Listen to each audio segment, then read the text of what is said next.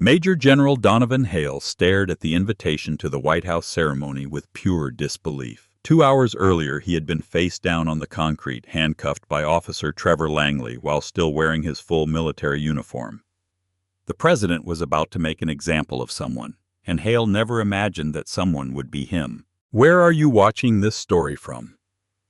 If you are ready to witness how a single moment of prejudice erupted into a national crisis, hit the subscribe button right now and give this video a like. How would you react if you saw a decorated military leader being handcuffed simply because of the color of his skin?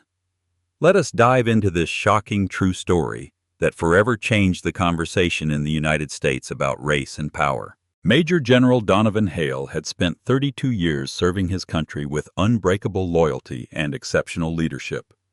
At 53, his chest bore the weight of countless medals and decorations, each one telling a story of courage, sacrifice, and tactical brilliance that had saved countless American lives. Born in the segregated neighborhoods of Atlanta, Georgia, Hale had overcome every obstacle a system designed to limit the potential of young black men had placed in his path. His father, a postal worker who had served in Vietnam, instilled in him a profound respect for discipline and service, values that became the foundation of his illustrious military career. Hale graduated first in his class at West Point, despite constant microaggressions and open discrimination from classmates who questioned his right to be there. Throughout his rise through the ranks, he encountered countless examples of prejudice, from being mistaken for kitchen staff at officers' gatherings to having his authority challenged by subordinates who could not reconcile their biases with his uniform and rank.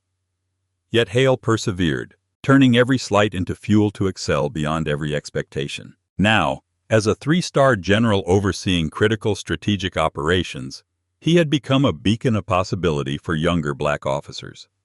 His leadership style blended tactical genius with emotional intelligence, creating a command environment that fostered excellence and respect. Every morning, Hale maintained the discipline that had sustained him through decades of service. He rose early, completed a rigorous workout, reviewed intelligence reports over a protein-rich breakfast, and prepared for his day with the meticulous attention to detail that had become his personal hallmark. That particular morning was especially significant.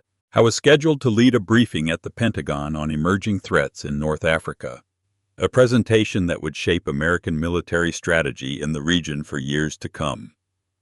After reviewing his notes one final time in his immaculate home in Arlington, Hale decided to stop at his usual cafe for his customary black coffee with a splash of almond milk. Beacon Street Coffee was a small, locally owned establishment where Hale was a highly valued regular. The owner, Kelvin Chen, had emigrated from Taiwan 20 years earlier and built a business known for its exceptional coffee and welcoming atmosphere. The staff knew Hale's order by heart, and he always exchanged warm conversation with them, asking about their families and educational aspirations. Hale entered the cafe in his full-dress uniform, the distinctive insignia and 3 stars clearly visible on his shoulders. The morning crowd parted respectfully, and several customers nodded in recognition of his rank. Serena Blake, a 22-year-old barista working her way through community college, greeted him with her usual bright smile. "Good morning, General Hale." Hale smiled warmly. "Good morning, Serena. Yes, please. How are your classes this semester?" As Serena prepared his coffee and enthusiastically described her demanding sociology course, the atmosphere in the cafe suddenly shifted. Officer Trevor Langley had entered and was scanning the room with a scrutinizing gaze that immediately altered the energy of the space. At 36, Langley represented the uncomfortable reality of how privilege and prejudice can infect systems of authority. Raised in the affluent suburbs of Richmond by a father who had been a police captain and a mother from old money, Langley had absorbed both the subtle and explicit racism that permeated his upbringing. Despite mediocre performance at the police academy, family connections had secured him a position with the Arlington Police Department, where he had spent 12 years enforcing the law through the distorted lens of his biases. Langley had accumulated a file of civilian complaints that mysteriously disappeared thanks to his father's connections, allowing him to continue a pattern of harassing people of color over minor infractions, while exercising discretion with white citizens. His personal social media accounts, hidden under pseudonyms, revealed membership in groups that promoted thinly veiled white supremacist ideologies and portrayed police as warriors under siege by ungrateful minorities. When Langley spotted Hale at the counter, his eyes narrowed. Despite the general's decorated uniform, Langley's mind immediately classified him as suspicious. The image of a black man in such a high position of authority contradicted Langley's worldview, triggering an immediate skeptical response that overrode any rational assessment of the situation. Meanwhile, Hale received his coffee and stepped aside to take a call from Colonel Elena Vargas, his chief of staff, who was confirming last-minute details for the Pentagon briefing. "Vargas, I've reviewed the satellite imagery of the region. Make sure the Joint Chiefs understand that our intelligence suggests significant movement along the northern corridor. The implications for our forward operating bases could be substantial." Hale spoke quietly but clearly, conscious of the classified nature of the conversation and deliberately keeping details vague in a public setting. In Langley's ears, twisted by prejudice, the mention of military terms did not register as a senior officer discussing official business. Instead, he heard what he was predisposed to hear, something suspicious. Moving to a corner table, Langley radioed for backup in low tones while keeping his eyes fixed on Hale. "Possible security situation at Beacon Street Coffee. Subject discussing military installations and intelligence. Requesting additional units for investigation." Completely unaware of the confrontation brewing, Hale finished his conversation with Vargas, took a sip of his perfectly prepared coffee, and checked his watch. He had more than enough time for the short drive to the Pentagon. He picked up his briefcase containing classified documents, nodded gratefully to Serena, and prepared to leave the cafe to continue his day of service to the nation he had dedicated his life to protecting. As Hale reached the door, Langley made his move, positioning himself in the threshold with his hand resting ostentatiously on his holstered weapon. The cafe fell silent as customers sensed the sudden tension. Hale stopped. His decades of experience evaluating dangerous situations immediately alerted him that he was facing a potential threat, though not the kind he had faced on battlefields around the world. This threat wore a badge and carried the dangerous weapon of unchecked prejudice. The collision course of these two men, one representing the highest ideals of American service, the other embodying its most persistent failure, was about to unleash a cascade of events that would reach the highest levels of government and force a national reckoning with the realities of race and power in the United States. Officer Trevor Langley blocked the entrance of the cafe with an aggressive stance and an expression hardened by suspicion as he confronted Major General Donovan Hale. "Sir, I need to see identification immediately," Langley demanded in an unnecessarily loud voice in the silent cafe. Drawing on decades of experience navigating racially charged interactions, Hale maintained perfect composure. "Of course, officer. May I ask what this is about?" His tone was respectful, yet carried the natural authority of someone accustomed to command. Hale slowly reached for his military identification, fully aware of how Langley's hand remained ready near his weapon. "I am Major General Donovan Hale, United States Army," he stated calmly, presenting his military ID with its distinctive insignia and security features. Langley barely glanced at the identification before dismissing it with a sneer of contempt. "This could be fake. We've had reports of individuals impersonating military personnel in this area." No such reports existed, but Langley had long mastered the art of fabricating justifications for his selective harassment. The cafe had fallen completely silent, customers frozen in disbelief at the scene unfolding before them. Kelvin Chen, the owner, emerged from the back room, immediately recognizing the dangerous situation developing in his establishment. Hale maintained his dignified bearing, even as he internally processed multiple layers of emotion and strategic calculation. This was far from his first experience with racial profiling, but the public humiliation while wearing his full-dress uniform represented a particularly egregious offense. "Officer, I assure you this identification is authentic. Right now I must present myself at the Pentagon for a classified briefing. If you have concerns, you can contact my office there to verify." Hale offered a reasonable path toward de-escalation. Langley's face hardened further. "You match the description of a suspect we're looking for in connection with suspicious activity in this neighborhood." This was another invention, a common tactic Langley employed when targeting black citizens without cause. "Face the wall and place your hands against it," Langley ordered, his voice rising with unjustified aggression. Recognizing the dangerous precipice of this interaction, Hale carefully calculated his response. He had trained countless soldiers on how to handle volatile situations, emphasizing that sometimes strategic patience represented the highest form of courage. Though every fiber of his being rebelled against the injustice unfolding, Hale understood that resistance could escalate the situation toward potentially lethal consequences. "Officer, I believe there has been a misunderstanding. I am reaching for my phone to contact my aide at the Pentagon," Hale stated clearly, moving his hand slowly toward his pocket. Langley immediately unholstered his weapon. "Hands where I can see them. That's resisting an officer's orders." Customers gasped, and someone began recording with a smartphone. In one swift motion, Langley reholstered his weapon, grabbed Hale's arm roughly, spun him around, and slammed him against the wall with excessive force. The impact knocked Hale's military cap to the floor as Langley kicked his legs apart with practiced roughness that spoke of routine rather than necessity. Langley twisted Hale's arms behind his back and secured the handcuffs around his wrists, tightening them unnecessarily. The physical restraint was accompanied by a stream of procedural language that failed to conceal the underlying contempt. "You are under arrest for suspicious behavior and failure to comply with a lawful order," Langley recited, seemingly energized by the power imbalance he had created. The 3 stars on Hale's shoulders pressed against the wall while his cheek was forced against the cold surface. Decades of service, leadership, and sacrifice reduced to this moment of profound indignity. Serena Blake, the young black barista, found her voice despite her fear.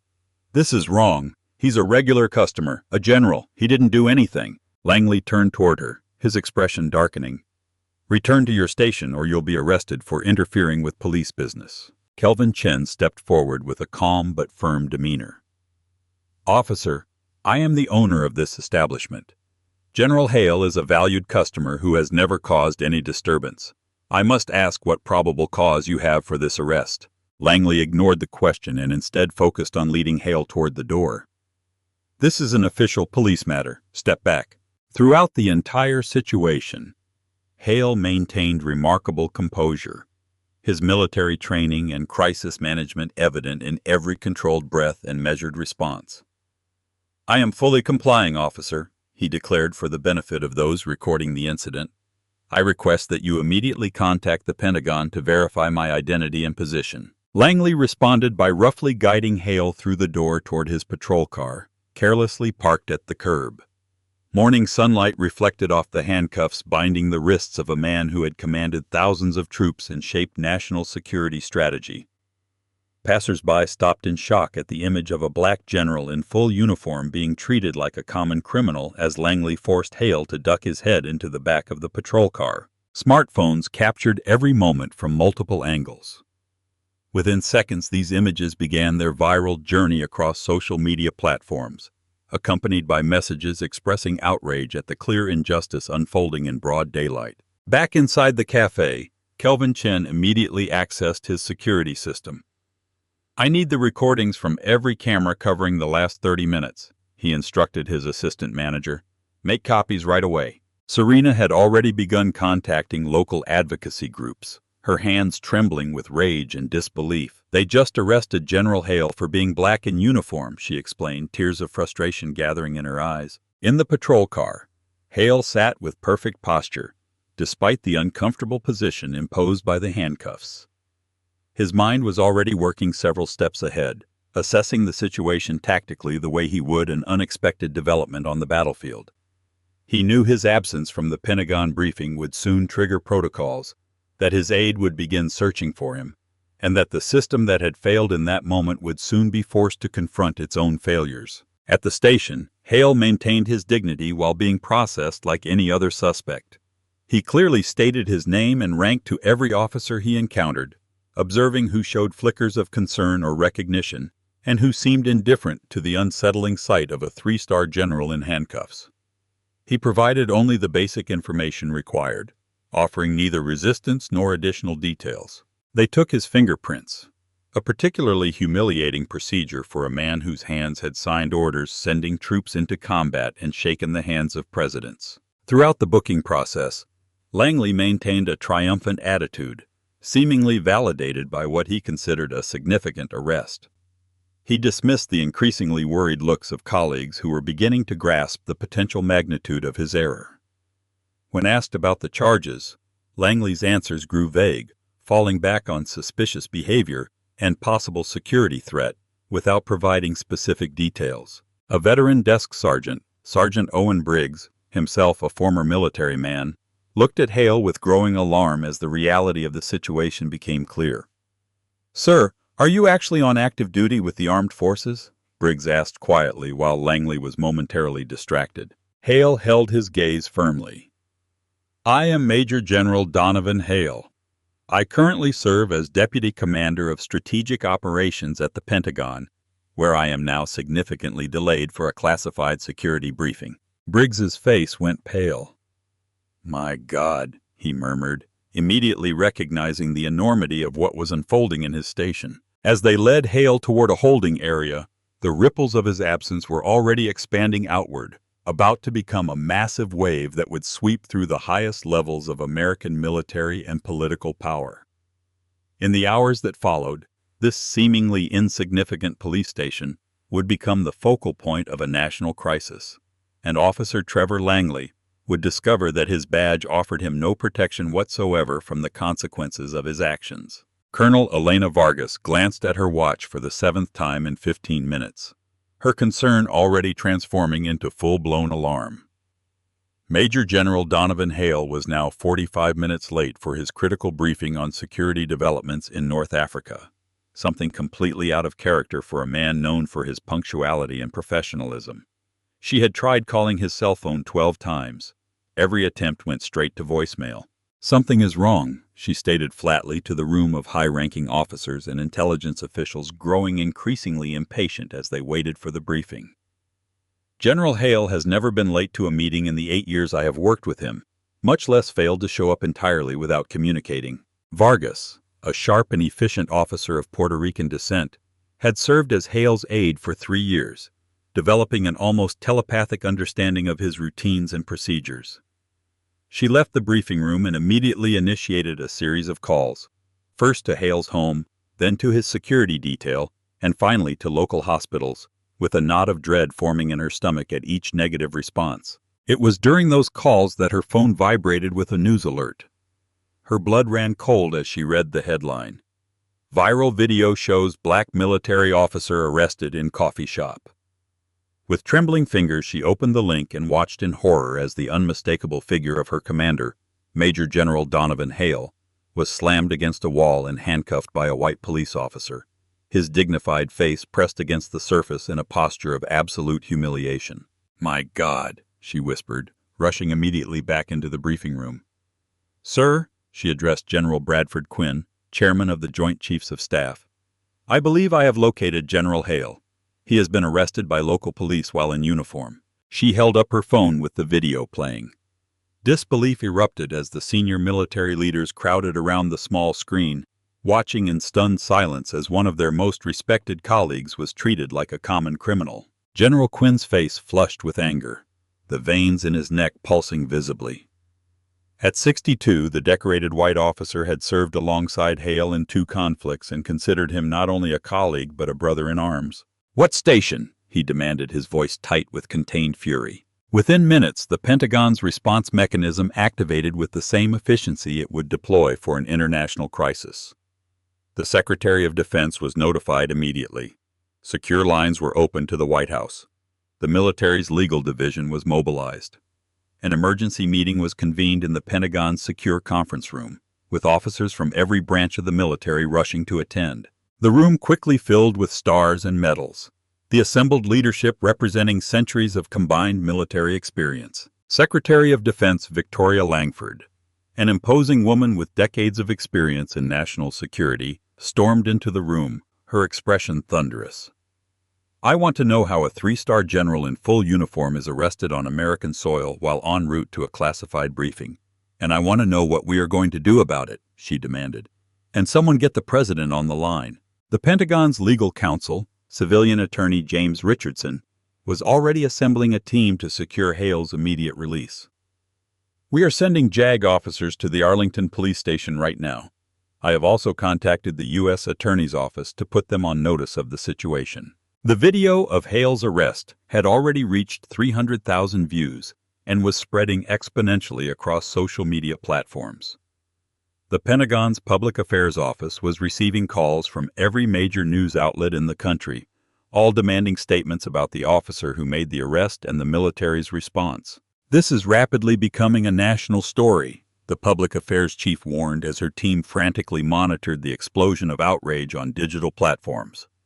The hashtag Justice for the Major General was trending nationally alongside #racist police and #serving while black. Vargas provided the group with the limited information she had managed to obtain by contacting the station.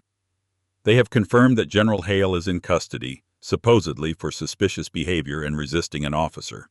They refused to provide additional details or allow me to speak with him. General Quinn slammed his fist on the conference table. This is outrageous. We have a general officer detained while en route to deliver classified information vital to national security.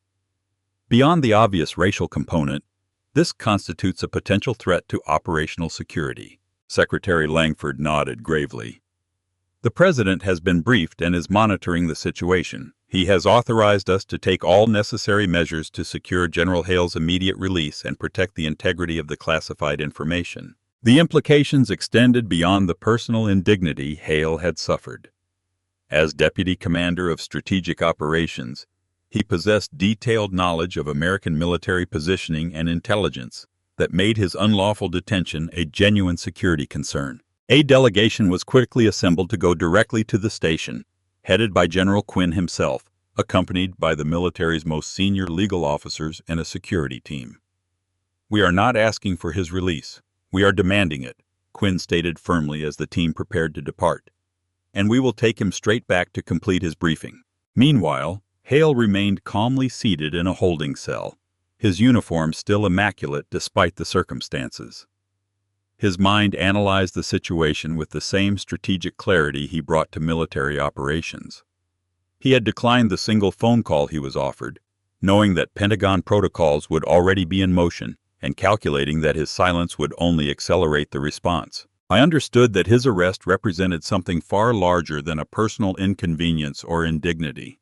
It was a physical manifestation of the systemic racism that persisted even for those who had reached the highest levels of service and achievement in American society. Hale used the forced solitude to prepare himself for the consequences, anticipating the media storm, the necessary statements, and the inevitable political dimensions that would emerge. He was determined that this incident, however painful, would serve a greater purpose by forcing a national conversation about race, authority, and justice. As the Pentagon delegation headed to the Arlington Police Station, news vans were already beginning to gather outside, alerted by the viral spread of the footage.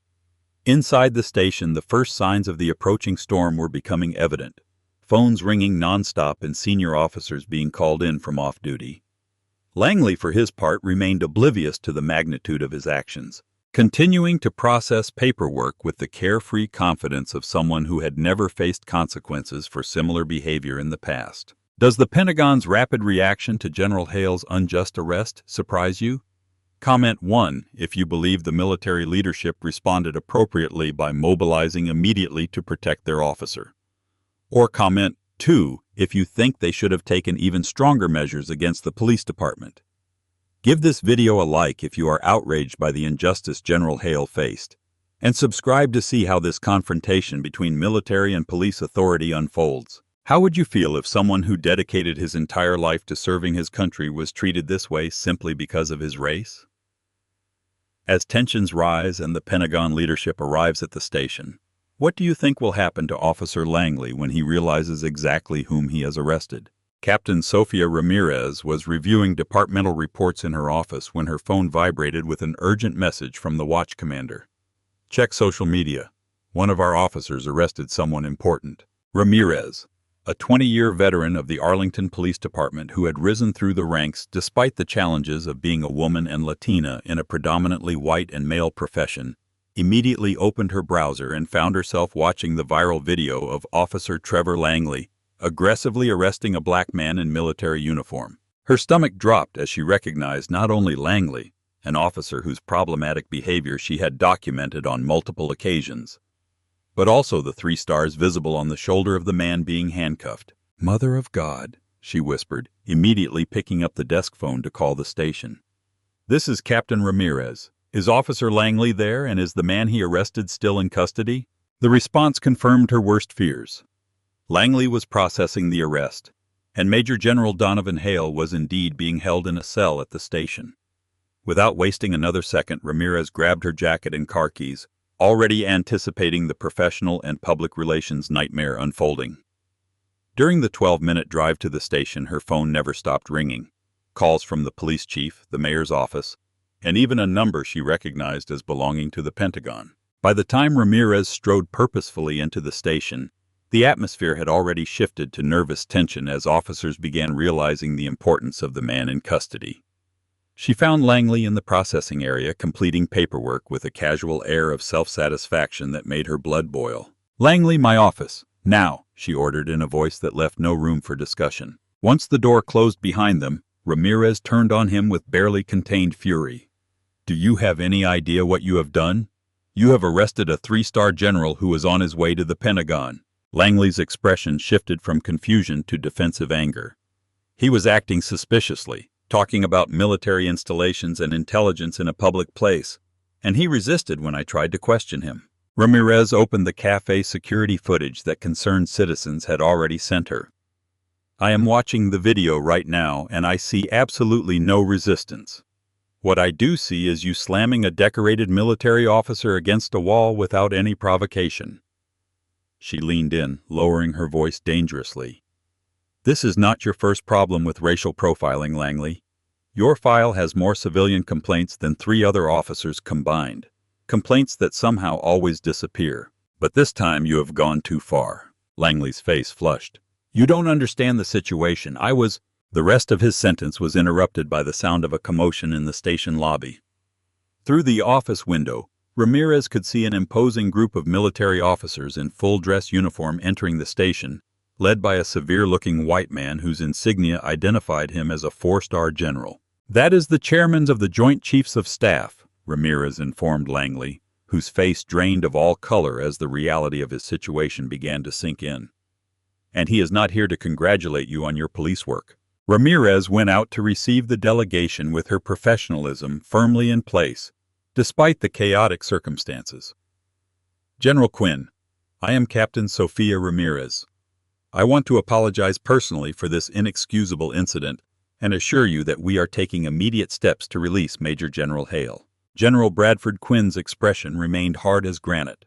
"Captain, we appreciate your cooperation. However, this incident raises serious concerns about your department's policies and training. A formal investigation will be necessary." As Ramirez guided the military contingent toward the holding area, she noticed news vans beginning to gather outside the station, their satellite antennas extending skyward like accusing fingers. The police chief burst through the doors, his face ashen, hurrying to join the group. "General Quinn, I am Chief Harlan Graves. I want to express our department's deepest apologies for this unfortunate situation." Quinn's response was diplomatic but cold. "Chief, we will have time to discuss the broader implications later.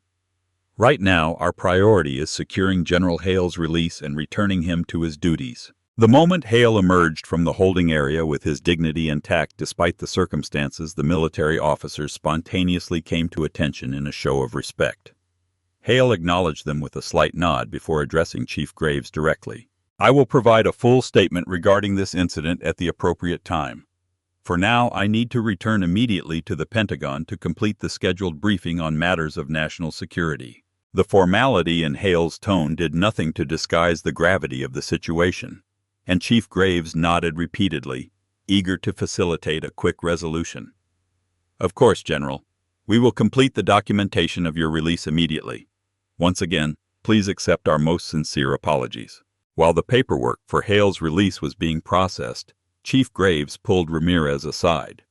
"Put Langley on administrative leave immediately. Full investigation according to procedure. This is going to be a media nightmare." Ramirez nodded gravely. "I have already begun reviewing his prior complaint files, sir. There is something you need to know. This is not an isolated case.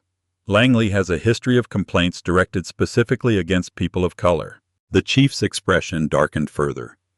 Bring me everything you have.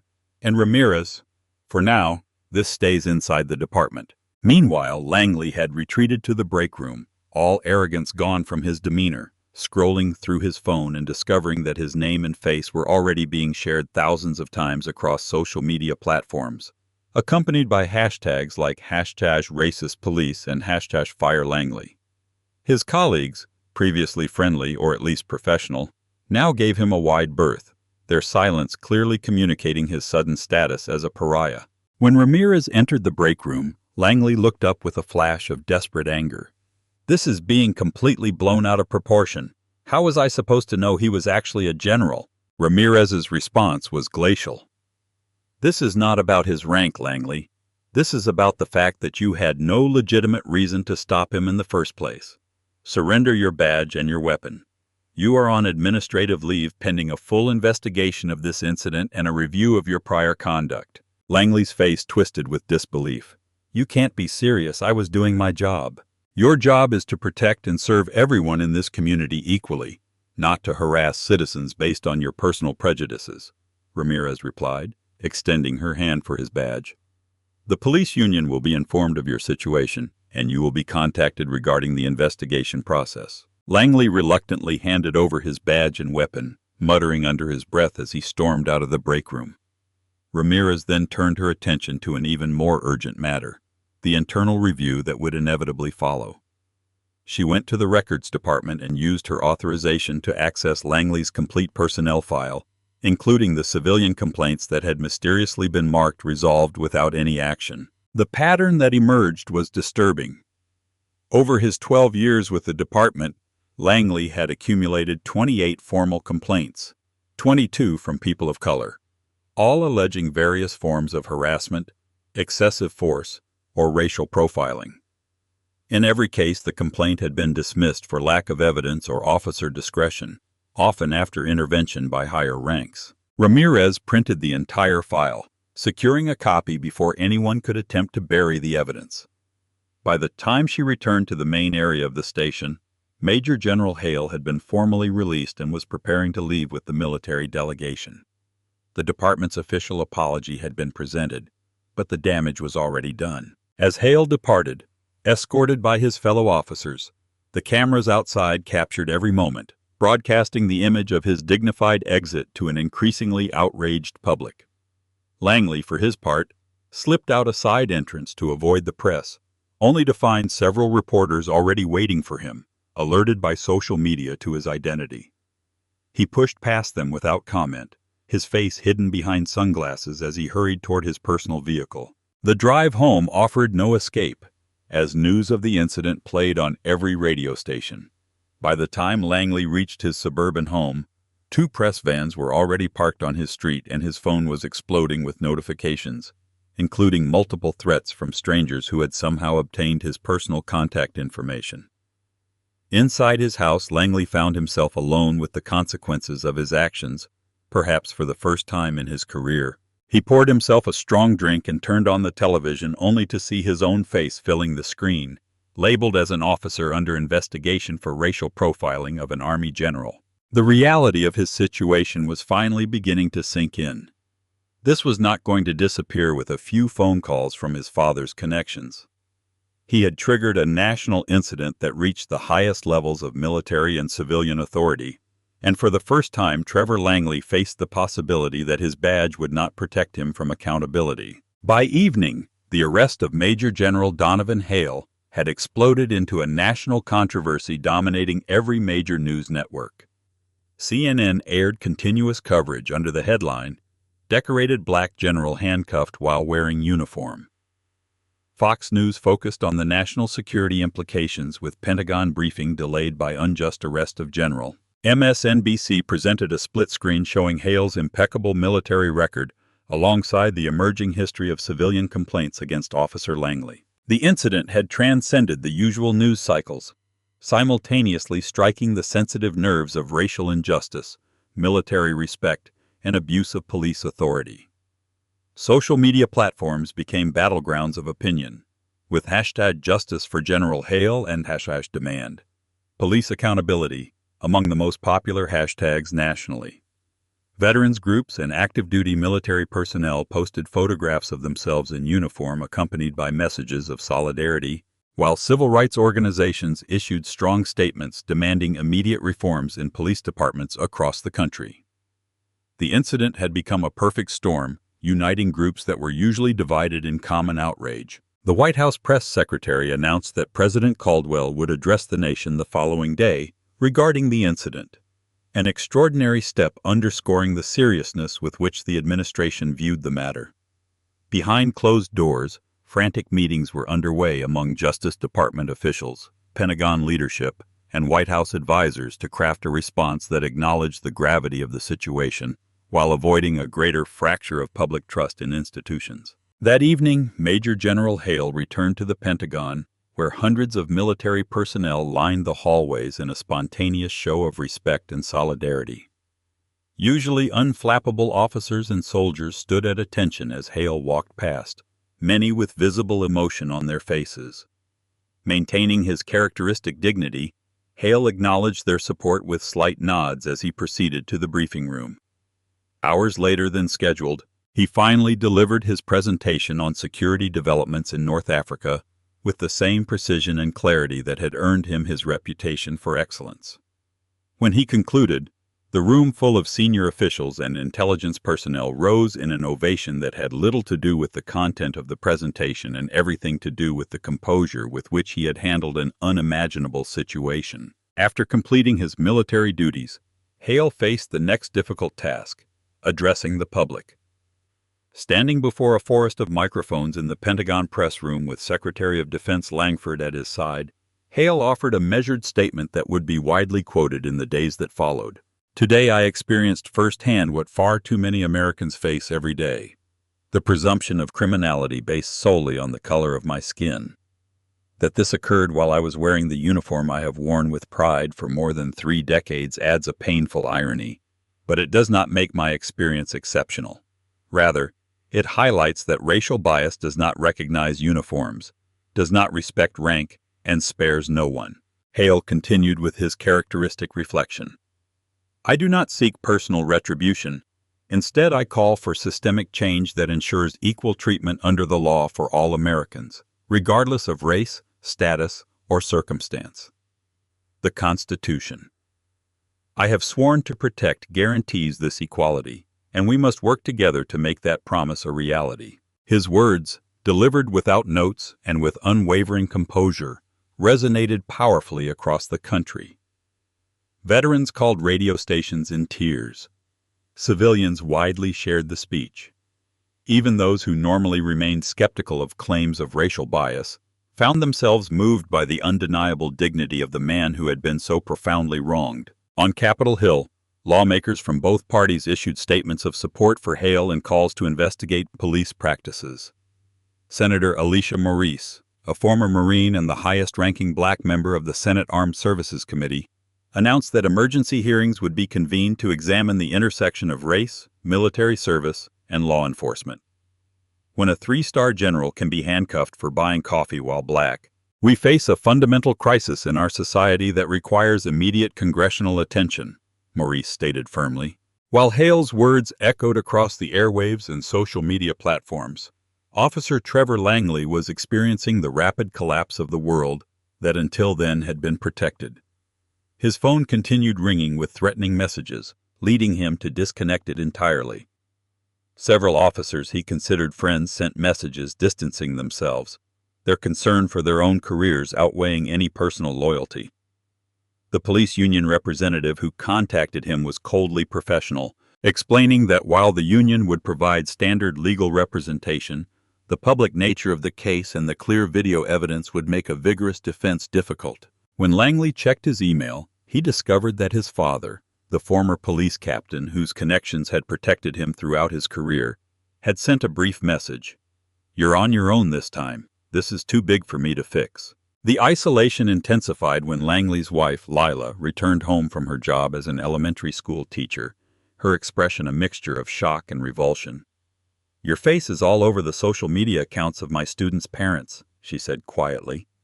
"The principal called me into his office today to ask if I felt safe at home with you. Do you have any idea what that felt like?" Langley tried to defend himself, falling back on the familiar narrative that had served him in the past. "Everything is being exaggerated. He was acting suspiciously and I was doing my job." Lila's response was devastating. "I have seen the video, Trevor. The entire world has seen it. There was nothing suspicious about that man except the color of his skin." She paused, looking at her husband with new eyes. "This isn't the first time, is it? All those complaints I never believed were real. All those excuses about people playing the race card. You've been doing this the whole time." The realization seemed to crystallize something in her. "I'm taking the children to my sister's tonight. I need time to think about whether this is a marriage I want to continue." Langley was left alone in his suburban home, the carefully constructed facade of his life crumbling around him while news helicopters circled overhead, capturing images of the police presence that had been deployed nearby for his protection against growing threats. Back at the Hale residence in Arlington, a very different scene was unfolding. Vivian Hale, a distinguished professor of international relations and Donovan's wife of 28 years, had transformed their living room into a kind of command center, fielding calls from relatives, lifelong friends, and an increasingly insistent press corps. Their two sons, both in their 20s and dedicated to their own careers, had flown home immediately upon hearing the news. Their presence was a testament to the strong family bonds that had sustained Hale throughout his demanding military career. "Dad, the online support is overwhelming," reported Donovan Jr., a law student at Howard University, as he scrolled through his phone. "Military forums, civil rights groups, even police reform advocates. Everyone is mobilizing around you. People want you to lead a national commission on police reform." Hale shook his head slightly. "My focus remains on my military duties. Whatever comes of this incident must serve the greater good, not elevate my personal profile." Vivian squeezed her husband's hand, her eyes reflecting the complex mixture of pride in his composure and lingering indignation at the treatment he had received. "You have always turned challenges into opportunities for positive change. This will be no different." As the Hale family gathered in solidarity, the incident continued to resonate throughout American society, forcing uncomfortable conversations in homes, workplaces, and institutions across the country. Historical analysts appeared on news programs to place the incident in the broader context of race relations in the United States, drawing parallels to earlier eras when the uniform and service offered no protection against discrimination. Military leaders from every branch issued statements of support for Hale and emphasized their commitment to combating racism both within the armed forces and in society at large. The incident had struck a nerve precisely because it stripped away comfortable illusions about progress and meritocracy, revealing that even at the highest levels of achievement and service, the specter of racial bias remained a powerful force in American life. Lying awake that night despite his exhaustion, Hale reflected on the responsibility that had fallen upon him. He had never sought to be a symbol or to lead a movement, preferring to generate change through exemplary service and mentorship.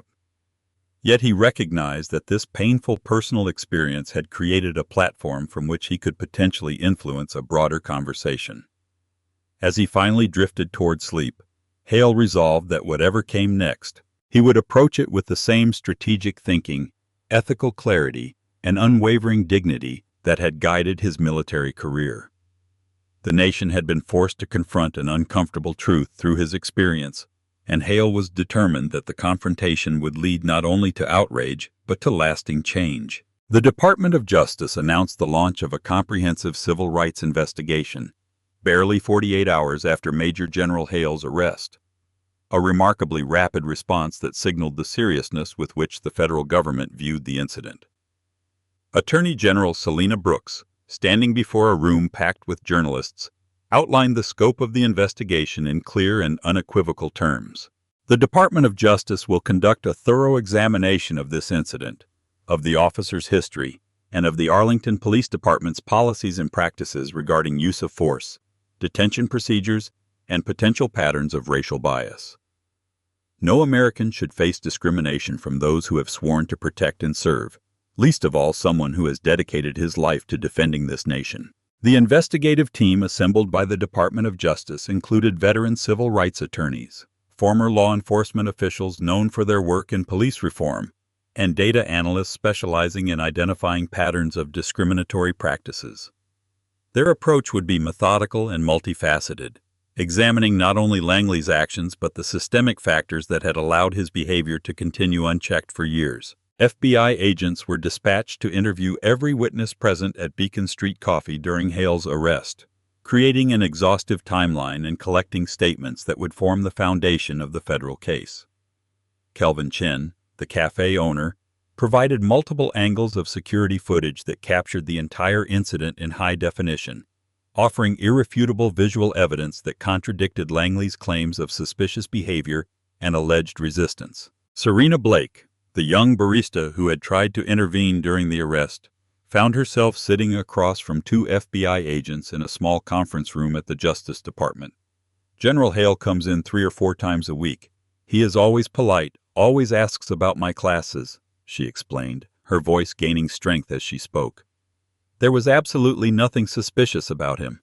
He was simply existing while black, and that was enough for that officer to target him. Her testimony was particularly powerful, describing how Langley had entered the cafe and focused immediately on Hale, despite the presence of other customers engaged in similar activities. He didn't even pretend to be interested in anyone else.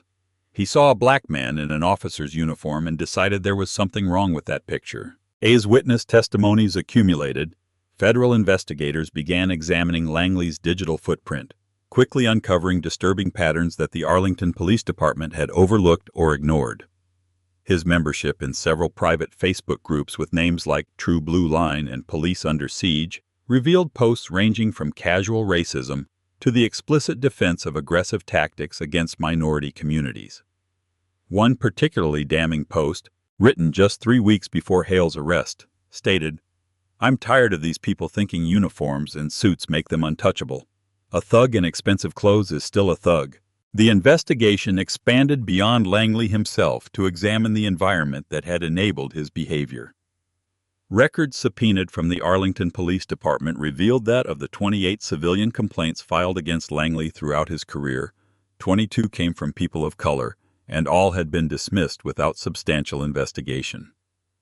Even more troubling, the pattern extended beyond Langley to several other officers in the department, suggesting a culture that tolerated, if not encouraged, discriminatory practices. The federal investigation took an unexpected turn when Officer Garrett Holt, a former partner of Langley's who had transferred to another station a year earlier, voluntarily contacted the Department of Justice. "I cannot remain silent after seeing what happened to General Hale," Holt explained to the federal investigators. "I was Langley's partner for 3 years and witnessed multiple instances of racial profiling and excessive force against black and Hispanic citizens." Holt's testimony was particularly damaging because it provided specific dates, locations, and names associated with incidents that had never been formally reported. He described how Langley routinely fabricated reasons to stop people of color, using phrases like suspicious behavior and matching a description to justify harassment without cause. "The worst part," Holt admitted, his voice heavy with regret, "is that I didn't report it. I convinced myself it wasn't my place to judge another officer's instincts.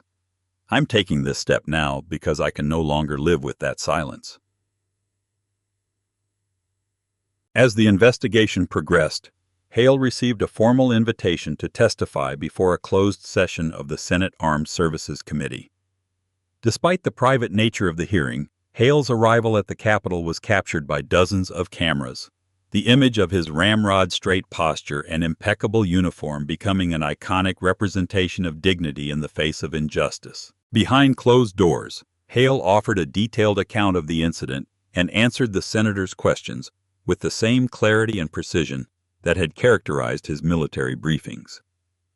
When Senator Maurice asked about the personal impact of the experience, Hale paused briefly before responding. "Senator, throughout my military career I have faced enemy fire in combat zones with less apprehension than I now feel when I see a police car in my rearview mirror in the country I have sworn to defend. That transformation of feeling is perhaps the deepest wound of this incident. Not only for me, but for every American who has lived a similar experience. The investigation continued to expand as more victims of Langley's discriminatory practices found the courage to come forward after seeing Hale's public statements.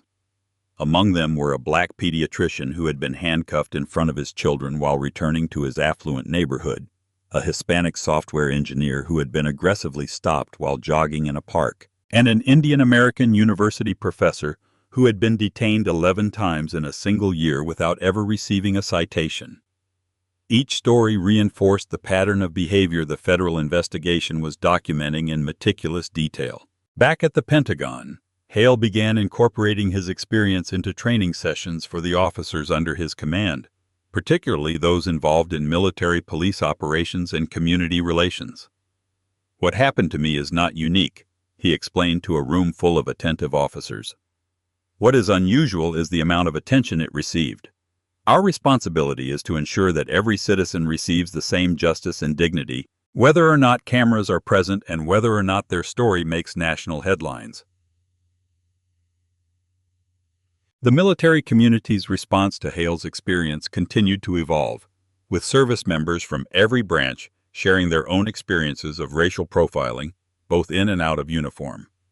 These testimonies, collected and analyzed by military researchers, revealed disturbing patterns that transcended individual incidents, pointing to a broader social problem that affected even those who had demonstrated the ultimate commitment to their country. As the federal investigation approached its third week, investigators made a significant discovery while reviewing archived police records that had initially been reported as lost or damaged. Technical experts from the FBI's Cyber Division recovered these files, revealing that multiple reports filed by Langley had subsequently been altered to justify stops and arrests that appeared to have been racially motivated. In several cases, language had been added to suggest resistance or suspicious behavior where body camera footage showed nothing of the sort. This evidence of deliberate falsification of police records elevated the potential charges against Langley and implicated several supervisors who had approved the altered reports. Do you believe the federal investigation is taking the right approach by looking beyond Officer Langley to examine the entire system that allowed his behavior? Comment 1 if you think a systemic investigation is essential to prevent future incidents like this, or comment 2 if you believe the focus should remain solely on Langley's individual actions. Give this video a like if it encourages you to see the truth coming to light through this investigation, and subscribe to follow the complete story of justice unfolding. Have you or someone you know ever experienced racial profiling? The testimony of ordinary citizens is proving crucial in this investigation, showing how one person's courage to speak up can help create meaningful change. As more evidence accumulates against Langley and the department that protected him, what consequences do you consider appropriate for those who abuse their power? And how will General Hale's personal trauma shape his future actions and advocacy work? Despite the public composure that had become his hallmark throughout the unfolding controversy, Major General Donovan Hale privately struggled with the profound psychological impact of his arrest. In the quiet moments before dawn, when the house was still and the weight of memory was heaviest, Hale found himself reliving the incident again and again in his mind, analyzing every moment as if it were a military operation that had gone wrong. The physical sensation of the handcuffs digging into his wrists, the pressure of the concrete against his cheek, the public humiliation of being treated like a criminal while wearing the uniform he had earned through decades of service. All of those experiences had left invisible scars that no public vindication could fully heal. Vivian found her husband standing motionless before their bedroom window in the early morning hours, silhouetted against the faint glow of the streetlights. "You're thinking about it again," she said softly, not as a question, but as recognition of a pattern that had emerged in the weeks following the incident. Hale nodded slightly, his reflection in the glass revealing eyes that had seen combat in multiple conflicts, but now carried a different kind of pain. "I keep going back to a moment in Iraq during my second deployment," he said quietly. "Our convoy was surrounded by children asking for candy or attention. One of my younger officers got nervous, concerned about security risks. I told him, 'The moment we treat every civilian as a threat is the moment we have lost what we are fighting for.'" He turned to look at Vivian with a troubled expression. "I believe that. I trained countless soldiers to exercise restraint, to recognize their power and use it justly. And then in my own country, wearing the uniform of the army I have served faithfully for more than 30 years, I was treated as a threat for the simple fact of existing. Vivian approached him and took his hands in hers. Unlike many military spouses who remained in the background, Vivian Hale was a force in her own right, a respected academic whose research on international conflict resolution had influenced policy at the highest levels. The strong partnership they had built was one of mutual respect and shared commitment to service, though through different paths. "What happened to you was a reflection of this country's deeper failure," she said firmly, "not of your worth or your service, and least of all of who you are. You have always turned difficulty into purpose. This will be no different." The Hale family had weathered many storms together, from multiple deployments to the challenges of raising two black sons in a society where their safety could never be taken for granted. Donovan Jr. and Nathan, now 27 and 24 respectively, had grown up understanding that their father's rank and achievements offered no immunity from racism, a reality the recent incident had painfully confirmed. During breakfast the following morning, Nathan, who was pursuing a graduate degree in education policy, raised the topic that had been on his mind. "Dad, my professor wants to know if you would consider speaking to our class about your experience. He thinks it would be powerful for future educators to hear it directly from you." Hale considered the request carefully, aware of the fine line he walked as an active duty officer. "I need to be thoughtful about the platforms I choose," he replied. "My primary responsibility remains my military duties, but there are appropriate forums where my experience can serve a broader educational purpose." This measured approach characterized Hale's response to the numerous invitations that arrived daily, from media appearances to book offers and speaking engagements. He rejected financial settlement offers from the Arlington Police Department, instructing his attorneys that any resolution must focus on structural reforms rather than monetary compensation. When a particularly persistent reporter cornered Vivian outside her university office, demanding to know how the family was capitalizing on the incident, her response was as dignified as it was forceful. "My husband has dedicated his life to serving a country that has not always served him in the same way. In return, your question reveals more about your own cynicism than about the integrity of our family." The reporter's subsequent attempt to portray Vivian as aggressive backfired when video of the exchange went viral, adding another dimension to the public's understanding of the Hale family's character. 3 weeks after the arrest, Hale returned to Beacon Street Coffee, a deliberate choice to reclaim the space where his dignity had been assaulted. He entered in civilian clothes on a Saturday morning, attempting to minimize the disruption, but was immediately recognized by customers who rose in a spontaneous standing ovation. Kelvin Chen came out from behind the counter, visibly moved, and personally prepared Hale's usual order. "Your testimony to the investigators helped ensure that officer will never treat anyone the way he treated me," Hale told him quietly. "That is more valuable than you imagine." Serena Blake, who had received a personal letter of recognition from the Pentagon for her courage in speaking up during the arrest, wiped away tears as she watched the interaction. Her decision to apply to law school had solidified in the aftermath of the experience.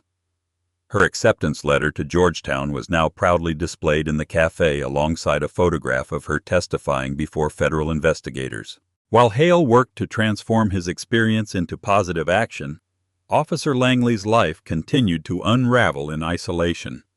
His wife Lila had moved out with their children, filing for legal separation after discovering the extent of his racist comments in private messages and the pattern of complaints against him.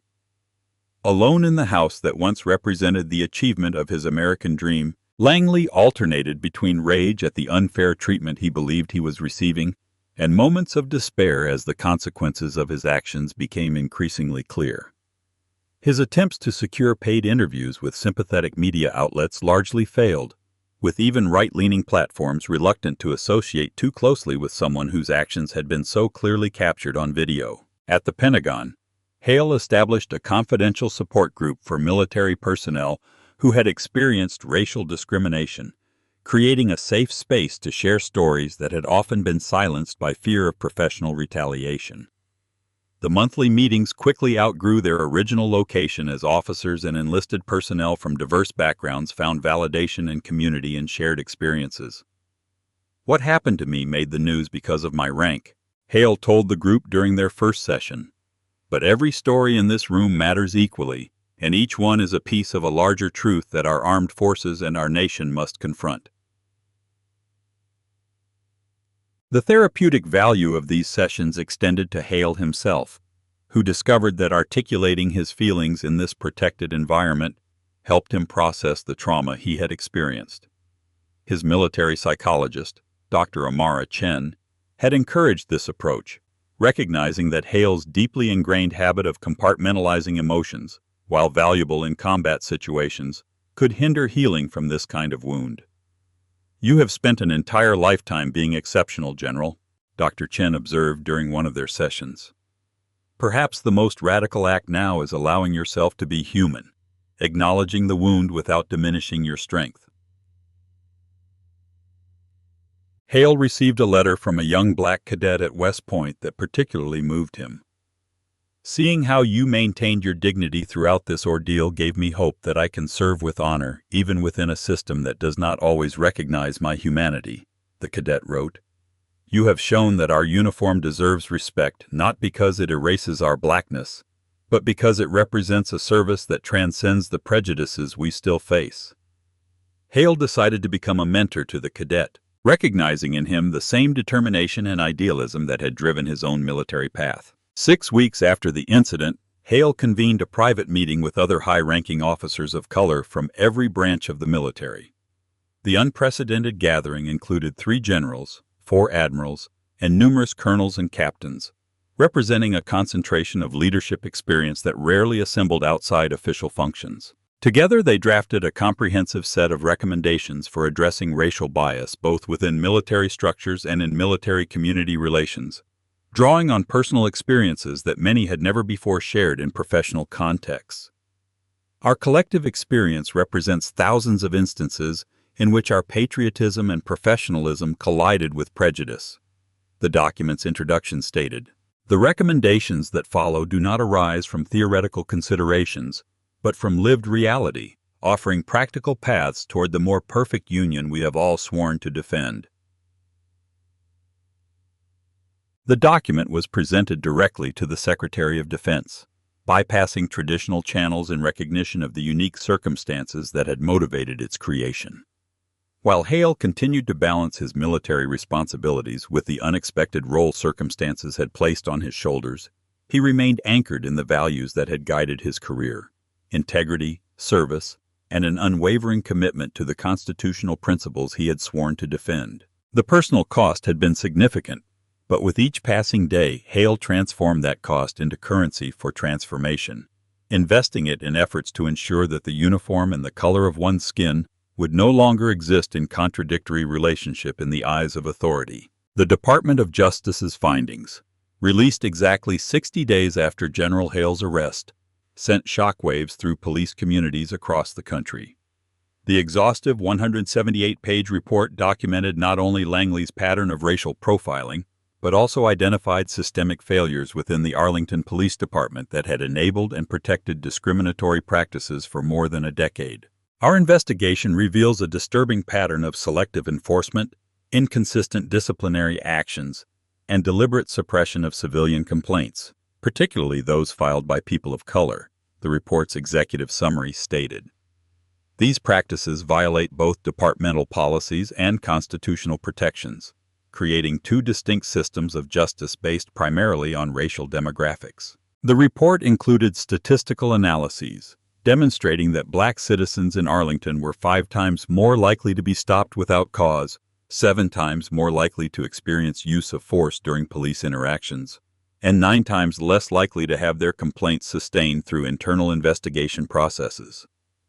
These figures, stark in their clarity, transformed what some had attempted to dismiss as an isolated incident into irrefutable evidence of institutional failure. Attorney General Brooks announced a series of mandatory reforms for the department, including the implementation of comprehensive anti-bias training, renewed oversight mechanisms, and an independent review board with civilian representation to evaluate all use-of-force incidents and complaints. These measures are not punitive but corrective, Brooks emphasized during her press conference. The goal is not to undermine law enforcement, but to ensure it fulfills its proper function of protecting and serving all citizens equally. The police chief's initial response revealed the deep resistance to change that characterized many departments under similar scrutiny. While we acknowledge that improvements can be made, we reject the characterization of our department as systemically biased, Chief Graves declared at a hastily organized press conference. Officer Langley's actions were anomalous and do not reflect our values or our standard operating procedures. This defensive posture quickly became untenable as evidence continued to mount, and public pressure intensified. Within days, the mayor's office announced the chief's early retirement and pledged full cooperation with the federal mandates. Trevor Langley's employment with the Arlington Police Department was formally terminated following an internal review that corroborated multiple violations of departmental policies and professional standards. The decision surprised no one given the overwhelming evidence against him, but the unequivocal language of the termination letter represented a significant departure from the way the department had previously handled misconduct allegations. Officer Langley's actions on that day and his documented history of similar conduct demonstrate a pattern of behavior incompatible with the standards and values of modern policing, the official notice stated. This termination is effective immediately and permanent. Langley's police union initially attempted to appeal the decision, but withdrew its challenge after reviewing the complete evidence file compiled by federal investigators. The union president issued a carefully worded statement acknowledging that while they remained committed to defending officers' rights, certain behaviors fall outside the bounds of defensible conduct and undermine the credibility of all law enforcement professionals. In this context of institutional accountability, Major General Hale was invited to testify before an open congressional session regarding proposed legislation that would establish national standards for police conduct, accountability measures, and training requirements. His appearance drew unprecedented attention, with every major network broadcasting his testimony live and social media platforms recording record levels of engagement during his remarks. Hale entered the chamber in his full-dress uniform, the embodiment of dignity and service. His opening statement, delivered without consulting notes, captured the complex balance between respecting the essential role of law enforcement and demanding necessary reforms. I appear before you today not as an adversary of law enforcement but as an advocate for justice, Hale began. Throughout my military career, I have worked alongside police agencies in various roles and contexts. I understand the challenges they face and the courage required to confront them. But courage must always be guided by justice, and authority must always be tempered by accountability. He continued with a personal reflection that silenced the room. When I was handcuffed on the floor of that cafe, my thoughts were not of my own humiliation, but of my children. If a general in uniform could be treated this way, what protection does the blackness of my children have against similar or worse treatment? This question haunts millions of American parents, and answering it requires more than sympathy. It requires systemic change. The proposed legislation, informally known as the Hale Act, included provisions for establishing national standards on use of force, mandatory body cameras with penalties for deactivation, independent review of civilian complaints, and federal funding conditioned on compliance with anti-discrimination policies. The bill faced significant opposition from police unions and conservative lawmakers concerned about federal intrusion into local policing, but Hale's testimony provided a moral authority that transcended the usual political divisions. As debate over the legislation intensified, the Pentagon announced Hale's promotion to four-star general, elevating him to the highest rank in the Army. The promotion, though based on his distinguished record of service and leadership qualities, carried symbolic significance that did not go unnoticed. Secretary of Defense Langford made it explicit in her remarks during the promotion ceremony.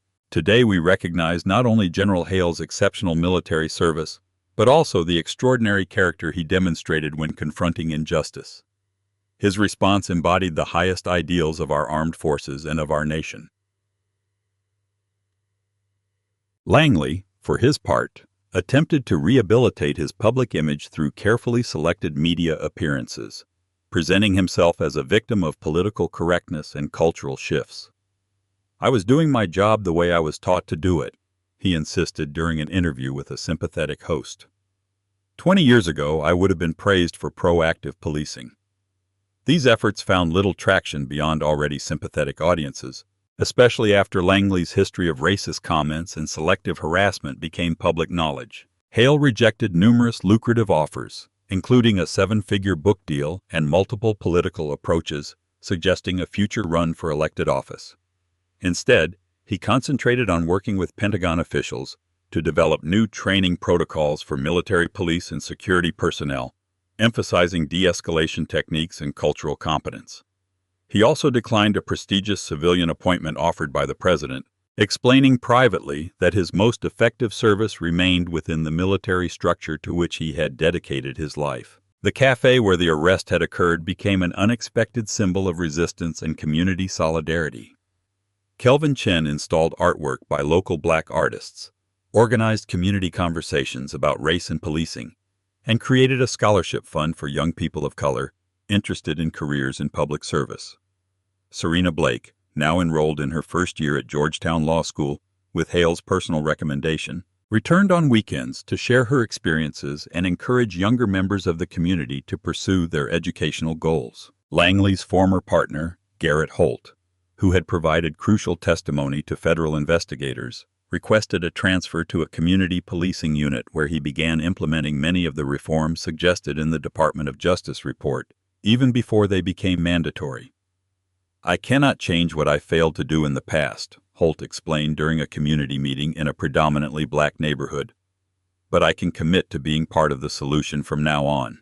Hale continued meeting regularly with military leadership to address issues of racial equity within the armed forces, conversations that had become more urgent and substantive in the wake of his experience. These dialogues led to the creation of a comprehensive review of promotion practices, disciplinary procedures, and cultural competence training across every branch of service. The national conversation sparked by Hale's arrest had expanded beyond policing to encompass broader questions about race, authority, and accountability in American institutions. Educators incorporated the case into curriculum materials. Law schools analyzed its legal implications. Community organizations used it as a framework for discussing local reform efforts. As the anniversary of the incident approached, Hale received an unexpected invitation from the White House. The president wanted to host a special ceremony recognizing Hale's service and resilience, using the occasion to announce executive actions in support of the police reform legislation still advancing through Congress. After careful consideration, Hale accepted, recognizing the platform it would provide to advance the cause of equal justice that had become inseparable from his personal story and public service. Exactly 1 year after Major General Hale was unjustly arrested at Beacon Street Coffee, a very different public spectacle unfolded in the United States District Court for the Eastern District of Virginia. Trevor Langley, formerly of the Arlington Police Department, appeared before Judge Miriam Ellison as federal prosecutors presented their case against him on charges of civil rights violations under color of authority. The culmination of a year-long investigation had produced evidence so compelling that legal experts predicted the trial would be largely procedural, a formality before an inevitable conviction. What no one anticipated was Langley's decision, announced that same morning by his attorneys, to plead guilty to all charges. The courtroom fell silent as Langley stood to speak during the plea hearing. Gone was the defiant attitude that had characterized his initial response to the accusations. In its place stood a man visibly diminished by the consequences of actions he could no longer deny or justify. "I appear before this court today to acknowledge that on that day last year I violated the civil rights of Major General Donovan Hale," Langley declared, his voice breaking at moments. "My actions were not motivated by legitimate law enforcement concerns, but by prejudices I had harbored and denied for many years. I abused the authority entrusted to me and betrayed the oath I took to protect and serve all citizens equally." As Langley continued his statement, admitting a pattern of similar conduct throughout his career, the legal process took on an unexpected dimension of public accountability rarely seen in cases involving police misconduct. Langley's acceptance of responsibility, however belated, represented a significant departure from the usual defense strategies employed in such cases. Across the city, while Langley was entering his guilty plea, Major General Donovan Hale, recently promoted to four-star general, sat in the Oval Office with President Caldwell. The contrast between these simultaneous scenes, one of dishonor and the other of honor, encapsulated the journeys of both men since their fateful encounter. General Hale, your response to injustice has done more to advance the cause of equal protection under the law than 1,000 policy documents, the President affirmed as photographers captured the moment for posterity. Today I am signing an executive order establishing the Presidential Commission on Equity in Policing, and I am asking you to serve as its honorary chair following your retirement from active service next month. Hale accepted the appointment with his characteristic reflection. Mr. President, I believe meaningful change requires both moral clarity and practical implementation. If my experience can help bridge the gap between these needs, I am honored to serve. The White House ceremony that followed included the presentation of a special presidential decoration recognizing Hale's extraordinary dignity and leadership in transforming a personal injustice into national progress.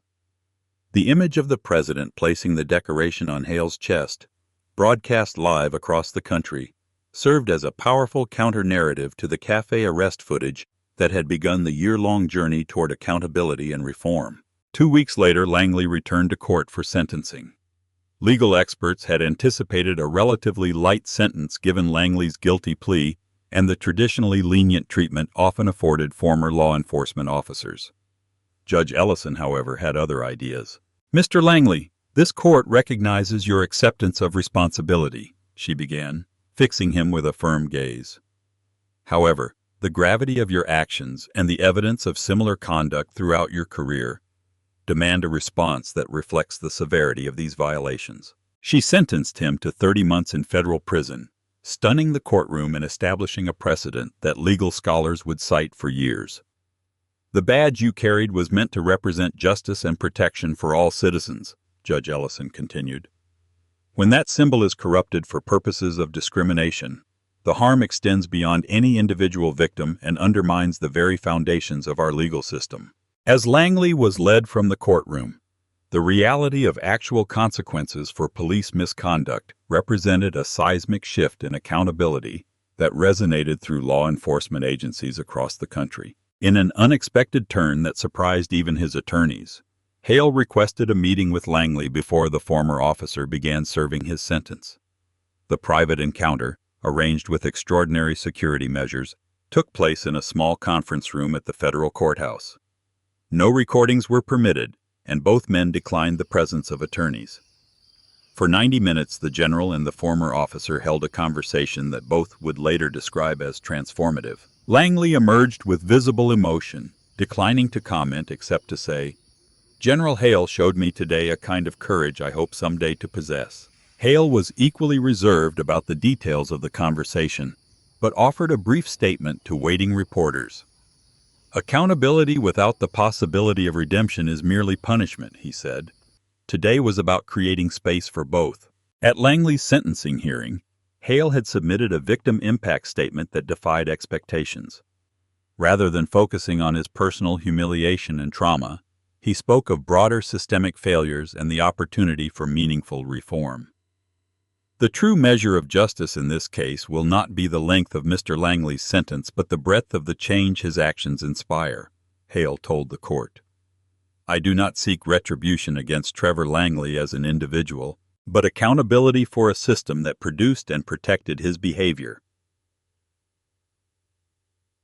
This perspective, elevating principle above personal vindication, became a hallmark of Hale's approach to the policy changes that began taking shape nationally. The Hale Protocol for Police Interactions, which incorporated many of the recommendations developed by the working group of military officers he had convened, was adopted by police departments in 38 states during the first year.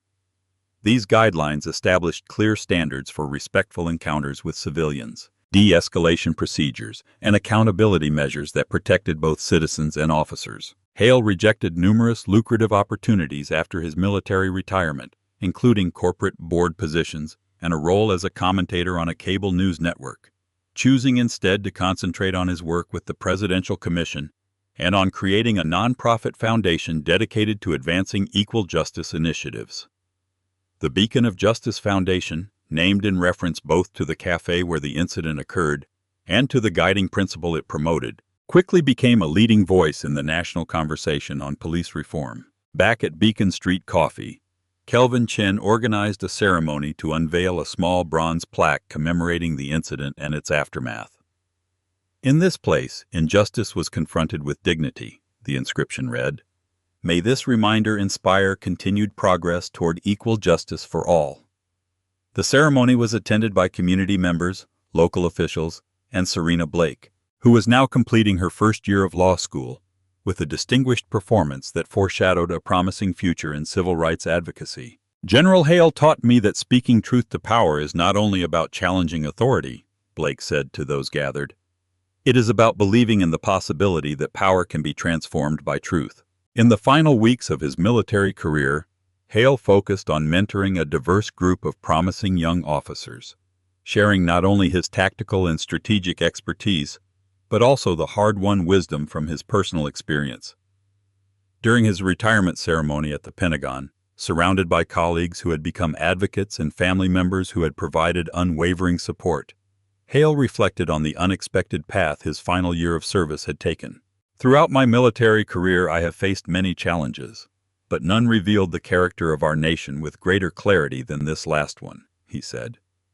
The true strength of America does not lie in never failing our ideals, but in our capacity to recognize those failures and recommit ourselves to the principles of justice and equality that define our highest aspirations. The most surprising development came 6 months after Langley began serving his sentence, when Hale received a letter from Langley's teenage son, Caleb. The 16-year-old had been struggling to reconcile the public narrative about his father with the man he had known growing up, and he approached Hale seeking understanding rather than absolution. I don't know how to make sense of what my dad did, the boy wrote, but I want to learn how to be different. Hale's response was immediate. He arranged a meeting with young Caleb, initiating a mentoring relationship that represented perhaps the most profound transformation to emerge from the entire experience. The cycle of prejudice that had shaped Langley's worldview and actions would not be passed to the next generation, interrupted instead by an improbable connection forged through the very injustice that had created it. When Hale officially assumed the chairmanship of the Presidential Commission on Equitable Policing, the framework for lasting change was already in place. The legislation that bore his name had passed with bipartisan support. National standards for police training and accountability were being implemented. And the conversation about race and justice in America had evolved beyond outrage toward concrete action. The final image that captured the journey from the cafe floor to national transformation was not of Hale in handcuffs, nor of Langley behind bars, but of the general sitting with Langley's son in the same cafe where it all began, sharing a conversation about service, justice, and the possibility of a future in which the uniform and the color of one's skin no longer stood in contradiction. That scene, witnessed by Serena Blake as she served coffee during her weekend shift, represented the possibility that even the deepest wounds of American society could, in time, become openings for healing and progress. If this story of injustice transformed into purpose was meaningful to you, if General Hale's dignity in the face of discrimination inspired you, please give this video a like and subscribe to see more powerful stories of resilience and change. Comment below with your thoughts on how we can all contribute to creating a more just society where every person is treated with equal dignity, regardless of race or background. Have you witnessed someone who transformed a personal injustice into positive change? Share your experience and help continue this important conversation. Thank you for accompanying this journey from discrimination to transformation. And remember that each of us has the power to stand up for what is right, even when we face the deepest challenges of our society. The story of General Donovan Hale teaches us that dignity in the face of injustice can become a powerful catalyst for systemic change.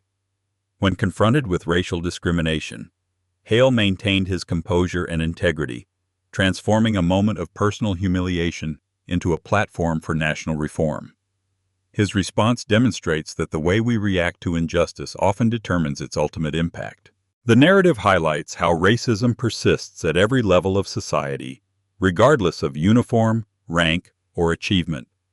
No amount of service, dedication, or excellence grants immunity from prejudice, a reality many Americans face daily. Hale recognized his experience not as exceptional, but as representative of a broader pattern requiring structural solutions. The journey from arrest to accountability reveals the importance of institutional courage in addressing deeply rooted problems. True progress demands both individual recognition of wrongdoing and systemic willingness to implement meaningful reforms. Langley's eventual acceptance of responsibility demonstrates that transformation is possible even in those who initially resist it. Perhaps most powerfully, the story illustrates how the breaking of cycles of prejudice sometimes emerges from unexpected connections. When Hale became a mentor to Langley's son, he demonstrated that reconciliation can coexist with accountability, and that healing begins when we recognize our shared humanity beyond the divisions of race and circumstance. Which moment in this story impacted you most? Was it General Hale's dignity during his arrest, Langley's eventual accountability, or the unexpected mentorship that broke the cycle of prejudice? Share your thoughts in the comments. If you believe more stories like this need to be told to generate understanding and change, hit the subscribe button and join our community dedicated to powerful narratives of justice and transformation. Did this story change your perspective on how dignity can transform injustice? Give this video a like to help spread this important message. And if you know someone who needs to hear this story of resilience and systemic change, share it today. Thank you for witnessing this journey from discrimination to meaningful reform. Together, we can build a world where all people are treated with the same respect, regardless of the color of their skin.